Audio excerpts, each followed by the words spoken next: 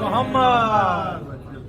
اس سے بہتر صلوات کا نذرانہ بارگاہ الہی میں پیش کیجیے. اللهم صل على محمد وآل محمد. اعوذ باللہ من الشیطان الرجیم. بسم اللہ الرحمن الرحیم. قل لا اسألكم علیہ اجرا الا المودۃ فی القربى. صلوات. اللهم صل على محمد وآل محمد. بڑے بھائی نے میرا تعارف کرا ہے کہ ذاکر اہل بیت. بس دو چار جملے مولا کی بارگاہ سے بھیک میں لے کر آپ تک بیان کرنے کی کوشش کروں گا. نہ تو میں شعرا، نہ تو میں شاعر ہوں، نہ تو میں ذاکر ہوں. جو بھی بھیک میں جملے ملتے ہیں وہ بیان کرنے کی کوشش کروں گا. عزیزو، مسلسل 3 گھنٹے سے آپ مومنین یہاں پر موجود ہے. یہ ناصر بھائی کا خلوص ہے، جو خلوص پہ شعر بیان کیے جا رہے ہیں. وہی جملے پر میں چند جملے بیان کروں گا. اور یہ آپ تمام کا خلوص ہے کہ 3 گھنٹے کے بعد بھی کسی کے چہرے پر تھکان نظر نہیں آ رہی ہے. کسی کے چہرے پر تھکان نظر نہیں آ رہی ہے. اگر آپ سوال کریں گے اس کا سبب کیا ہے تو ہم نے کسی تھکے ہوئے کو رہبر نہیں مانا. سبحان اللہ. ہم نے کسی تھکے ہوئے کو امام نہیں مانا ہے. ہم نے اسے امام مانا ہے جو وقت پڑھنے پر خضر و مسیح کی تھکان دور کرتے ہیں. اس امام کے ماننے والے ہیں. اور آپ سب کا کمال یہ ہے کہ جو بھی اس فرش ازا پر آتا ہے کوئی یہ سوچ کر نہیں آتا کہ پروردگار مجھے یہاں آنے کے بدلے میں جنت مل جائے. کوئی میرا دعویٰ ہے یہ سوچ کر یہاں نہیں آتا.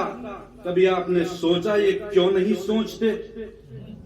کیونکہ جہاں پر ان ہستیوں کا تذکرہ ہوتا ہے وہی جنت ہوتی ہے. جہاں پر ان ہستیاں اہل بیت ہوتی ہے وہیں پر جنت ہوتی ہے. اور اہل بیت جہاں نہیں ہوتے پھر اس جنت میں ہمارا کیا کام؟ اور جب امام سے پوچھا گیا مولا دعا کیجئے کہ میں جنت میں چلا جاؤں، توجہ چاہتا ہوں، مولا دعا کیجئے کہ میں جنت میں چلا جاؤں. مولا نے خوبصورت جواب دیا، کہا دعا کرو کہ تم جنت سے نہ نکالے جاؤ. دعا کرو کہ تم جنت سے نہ نکالے جاؤ. یقیناً جس طرح کچھ چہرے سوچ رہے ہیں، جملے کی وضاحت کروں قبلہ کی موجودگی میں، مولا جنت سے نہ نکالا جاؤں. تو مولا نے جواب دیا ارے جس کے دل میں ہماری محبت ہوتی ہے وہ جنت میں ہی تو رہتا ہے. جس کے دل میں ہماری محبت رہتی ہے وہ جنت میں ہی تو رہتا ہے. اور خلوص دیکھیے کہ آپ مولا حسین کی عظمت بیان کر رہے ہیں، فضائل بیان کر رہے ہیں. 2 جملے خلوص پر بس زبانی پروردگار آپ کے فضائل بیان کرنا چاہتا ہوں. بس زبانی پروردگار خلوص میں خدا عطا کیا کرتا ہے. فطرس کا واقعہ بار بار سنتے ہیں کہ جب مولا حسین اس دنیا میں آئے اندھیرے قید خانوں میں پڑا رہا. واقعہ آپ کا سنا ہوا ہے، صرف نتیجہ دینا چاہتا ہوں. جب آیا روح زمین پر تو حبیب خدا نے کیا کہا تھا؟ جاؤ حسین کے جھولے سے مست ہو جاؤ، جو تمہارے پر خدا نے لے لیے تھے وہ عطا کر دیں گے. فطرس کون تھا؟ فطرس 70,000 ملائکہ کا سردار تھا. یہ صرف ایک فرشتہ نہیں تھا. جب ترک اولا ہوا تھا تو اس وقت اللہ نے وہ سرداری بھی کھینچ لی تھی، وہ پر بھی لونچ لیے تھے. اور جب مولا حسین کے جھولے سے مست ہوا تو خدا نے وہ پر بھی عطا کیے، خدا نے وہ سرداری بھی عطا کی۔ ہم اکثر صرف فطرس اور فطرس کہتے ہیں۔ علماء حق ڈاکٹر سخاوت حسین بیان کرتے ہیں روح زمین پر صرف فطرس تنہا نہیں ہے، ایسے سینکڑوں ملک ہے جسے حسین نے شفا دی، ایسے سینکڑوں ملک ہے، اور حسین وہ ہے جو گنہگار سے، مجرم سے اس کے گناہ پوچھنے سے پہلے اسے معاف کر دے، اسے حسین کہتے ہیں۔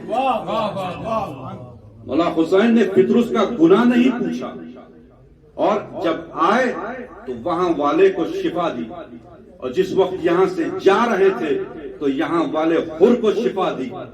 میں پوچھوں گا مولا آپ کا نور تو عالم ارواح میں موجود تھا، فطرس کو وہیں شفا دے دیتے، تو حسین مولا بتانا چاہتے ہیں ہم روح زمین پر بھی رہ کر آسمانوں پر جس کا اختیار ہوتا ہے اسے حسین کہتے ہیں۔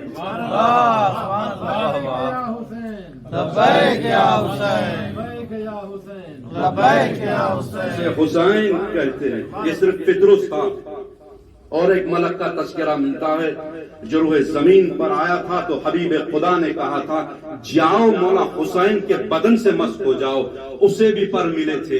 اور ایک ملک کا تذکرہ ہوتا ہے جو اندھیرے قید خانوں میں پڑا رہا، آ نہیں سکا، وہیں سے مولا حسین کا واسطہ دیتا ہے تو خدا نے اسے پر عطا کیے۔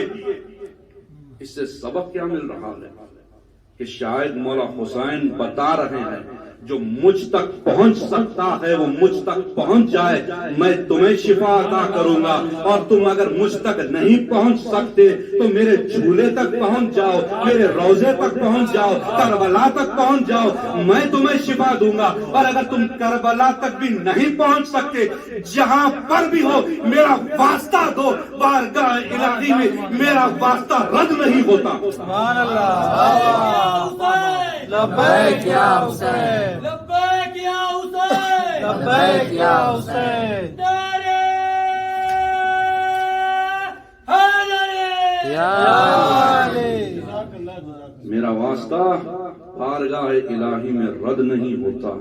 اور بھائی نے کلام پیش کیا تھا کہ راہب کا، جب حبیب خدا نے کہہ دیا راہب تیری قسمت میں اولاد نہیں ہے، بظاہر ہمیں سمجھانے کے لیے کہہ رہا ہوں، کہاں پر دیکھ کر کہا تھا حبیب خدا نے؟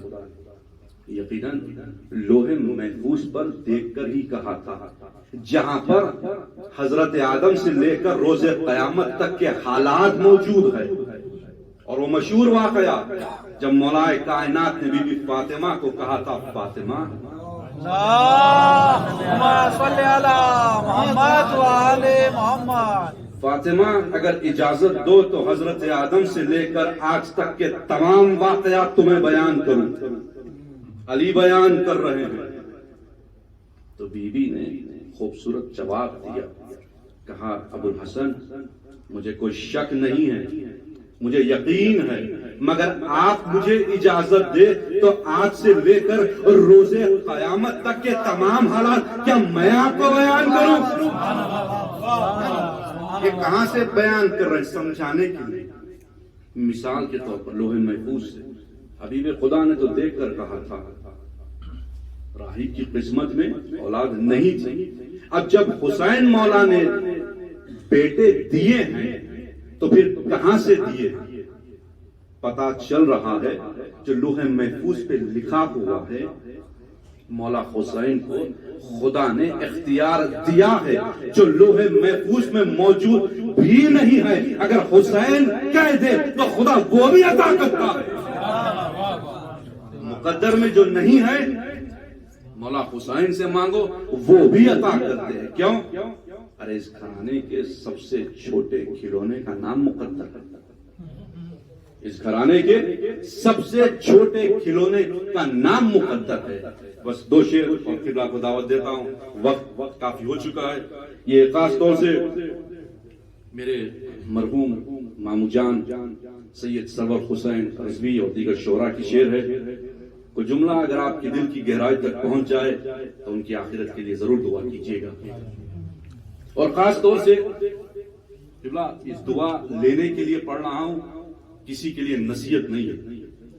ایسا عمل رکھو کہ پیغمبر دعا کرے. ایسا عمل رکھو کہ پیغمبر دعا کرے. حق میں تمہارے حیدر صفدر دعا کرے. حق میں تمہارے حیدر صفدر دعا کرے. اس طرح تم تقدس ممبر ادا کرو. اس طرح تم تقدس ممبر ادا کرو کہ ممبر پہ آ کے بیٹھو تو ممبر دعا کرے.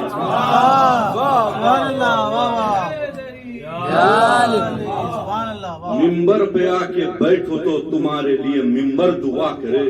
اور اکثر جو ماتم کے مخالف ہے ان کے لیے بیان کر رہا ہوں کہ یہ واقعہ زمانے میں اب عام ہو گیا. یہ واقعہ زمانے میں اب عام ہو گیا. ماتم کے جو خلاف تھا وہ ناکام ہو گیا. ماتم کے جو خلاف تھا وہ ناکام ہو گیا. ماتم حسین پیاسے کی صحت کی ہے دلیل. ماتم